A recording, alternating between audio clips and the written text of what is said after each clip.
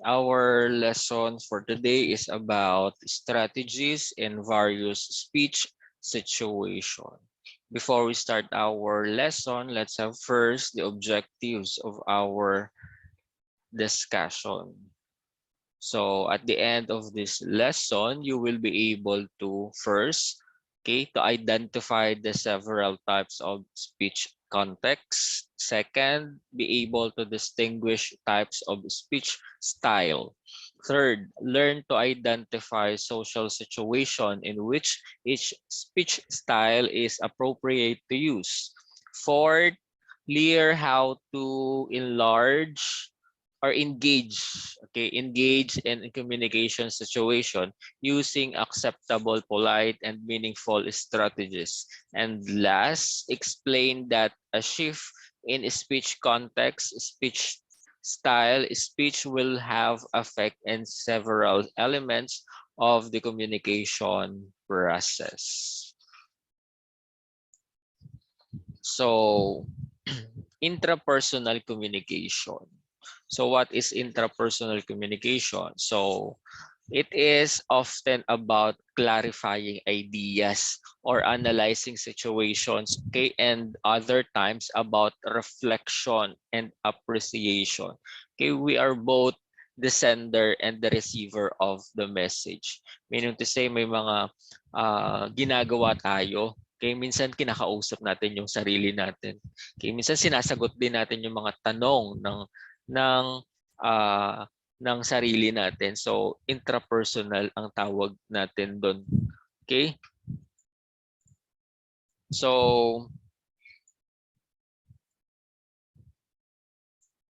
under intrapersonal communications, we have the self-concept, perception, and expectations. So, first, self-concept. Okay, meaning to say the way we see ourselves will influence how we act. Okay, and how we respond when interacting with others. Okay, our one self concept is affected by our beliefs, values, and attitude.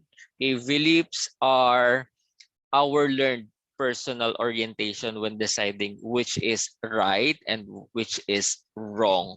Okay, good or bad.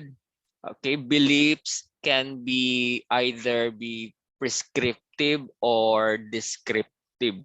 Okay, values are ideas, okay, that are based on and are aligned, okay, with what we believe in. Okay, our belief, which is our beliefs. Okay, and then the attitude, okay, our learned disposition against or for a topic. Okay, this is also consistent with our values. Okay, attitudes are typically emotional. Okay, these three elements, which are the beliefs, values, and attitudes, are elements or play a significant role in affecting our behavior, and behavior is how we conduct ourselves towards other and yourself. Okay, next is perceptions. Okay, perception focuses on looking outward. Our perception of the world is deeply entwined in our self-concept, and perceptions are rooted in our beliefs, attitudes, and values. And expectations, meaning to say future-oriented messages dealing with roles we call life scripts. So, ito yung tinatawag nating life scripts. Ayan, our relationship with other people mold our expectations. So, ano ba yung expectations natin? Okay, minsan tinatanong natin sa sarili natin, ano ba yung expectations ko sa sarili ko, expectations ng iba para sa akin. Okay, that is expectations under intrapersonal communications, self-concept, perceptions, and expectations. So, perceptions, paniniwala. Okay, paniniwala. Next is interpersonal communication. No? Medyo pumipiyok na ako dun. Pasensya na. Okay, interpersonal communication, it is when we communicate with at least one person or other person. Okay, a small group or a large group. Okay, communication between the sender and the receiver. So we have the types of interpersonal communication. If you remember the lesson, okay, last quarter regarding this one, we have the dyad, small group, and public communication. Kasi sana naaalala nyo pa sila. First quarter natin to na-discuss. Okay, so dyad means this is a kind of communication involves two people in the process. Okay, for example, you and your friends, you and your families. So conversation between the two involved people. Small group, okay, this involve three or more people. Okay, group communication is often done to solve problems and strategies. Okay, then the last is public.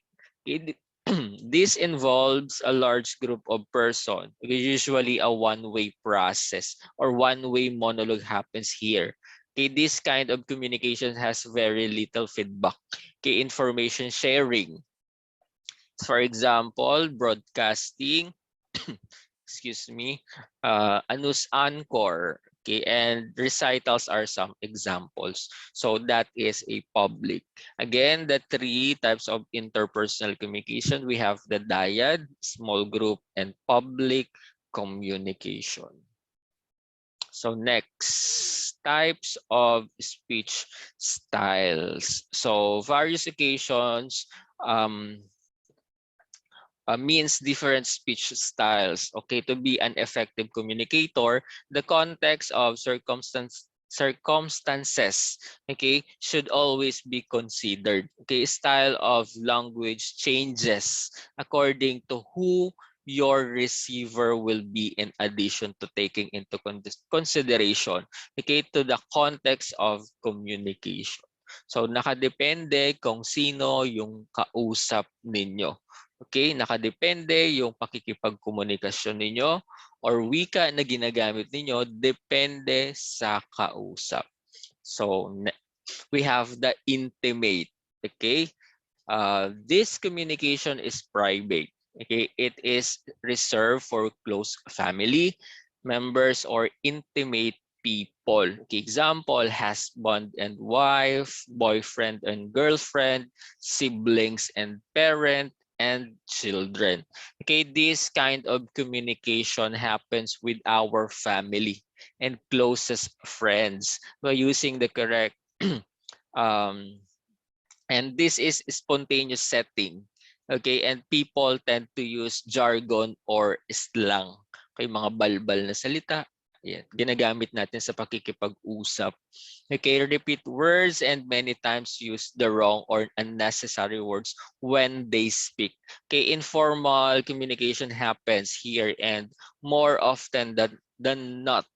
Okay, mere utterance of sounds or nonverbal cues already communicate a lot in this setting. So next, casual. So this is an informal language used by peers and friends. Slang, vulgarities, and colloquialisms are normal. This is group language or must be a member to engage in this register. Example, bodies, chats and emails, vlogs, letters to friends. So casual is also used between family and friends. Okay, this applies to daily conversation where colloquial words are often used. Okay, slang language and short sentences are often used in this setting. So next, consultative. Okay, it is a formal and societal expectations. Okay, accompany the user of this speech and it is a professional discourse. Example, communication between a superior and a subordinate. doctor and patient, lawyer and client, lawyer and judge, teacher and student, counselor and client. Meaning to say, consultative from the root word consult. So meaning to say, may ugnayan yung dalawang taong nag-uusap. Okay, doktor at pasyente. Okay, abogado at kliyente. Kay guro at estudyante. So may ugnayan. Okay? This is a form of communication is used in a group discussions, conversations inside the school or work, okay, trade speech conventions, and etc. And this is the most operational type of speech. Okay, consultative speech is delivered, okay, in an average rate of speaking. Okay, then um, it is also the presence of repeating words, slangs, jargons, and wrong choice of words. So formal. So this language is used in formal setting and is one way and in nature. This use of language usually follows a commonly accepted format. Okay, it is usually impersonal and formal. Examples, sermons, rhetorical statements and questions, speeches, pronouncements made by judges, announcements.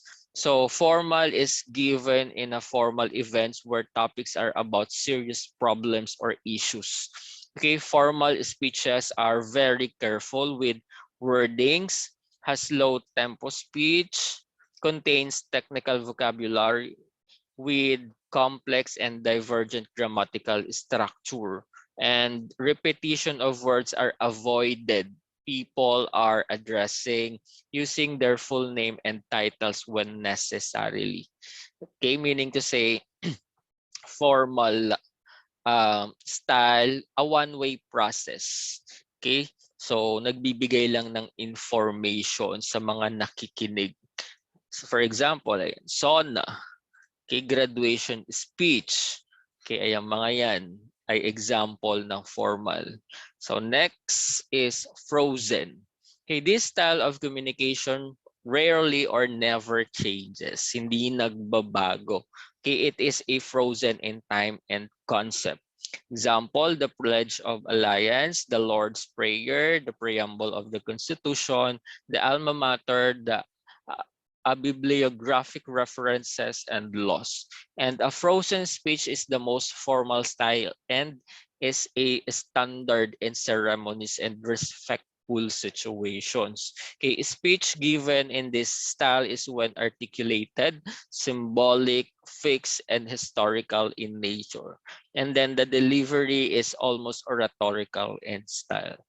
Okay, just for example, sa school, ayan, yung Panatang Makabayan. 'Di ba kapag nire-recite natin yung Panatang Makabayan, meron muna tayong sinusundan. For example, si teacher, sinabi niya na, Panatang Makabayan, iniibig ko ang Pilipinas.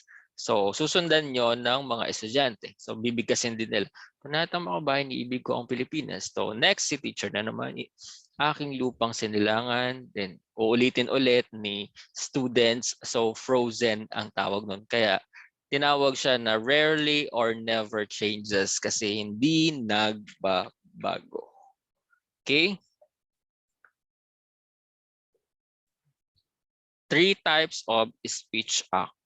So we have the speech act, meaning to say, paggamit ng wika na mayroong action. Okay, we use gestures, facial expressions, and other body kinesthetic. Okay, so we have the 3 types of speech act: the locutionary, elocutionary, and perlocutionary. So first, the locutionary or locution. Okay, this is an act of performance of an utterance. Okay, it can also have words, phrases, and sentences. Okay, sentence has grammatical structure and a literal meaning. Okay, this kind of act deals with what was said, okay, rather than that what does it mean. Okay, just for example, greeting someone. Hello, hi, goodbye. Okay, example of locutionary or locution. Okay, strong command. Okay, so just for example, don't go in the water. Okay, so inquiry, how much is that? So that is a locutionary. So literal. Okay, mabilis maiintindihan kasi literal meaning. Okay, elocutionary or elocution or intention naman ang tawag natin dito. Elocution is about the intention of the speaker. Okay, the meaning will depend on the context. Okay, why, where, when, and how, and the utterance of the speaker compare. For example, sa lectionary, okay, how would you like to hand me that spoon? So kapag nag-command naman tayo sa elocutionary, so hand me that spoon. Okay? So may command pagdating sa elocutionary. So parang nag-uutos. Okay, yung wika na ginagamit ay mayroong pag-uutos or mayroong hinihingi. Okay, elocutionary ang tawag natin doon. So then the last types of speech act is perlocutionary or perlocutionary. Okay, this is when there is an effect of an utterance to the receiver from the speaker, and then the response may be induced by inciting, comforting, scaring, and then persuading or inspiring. Okay, this is an act used to change the feelings, actions, and thoughts. So, ito yung ginagamit natin sa pag-comfort, okay? Sa inciting, what else? So, ayan, just for example, um, it's okay. Okay, makaka-move on ka din. All is well. Okay, I don't want to see you never again. Pag sinabi nating inciting, leave me alone. Ayan, so mga halimbawa yun ng perlocutionary act. Okay, so those are types of speech act: the locutionary act, elocutionary act, and perlocutionary act. Okay, next.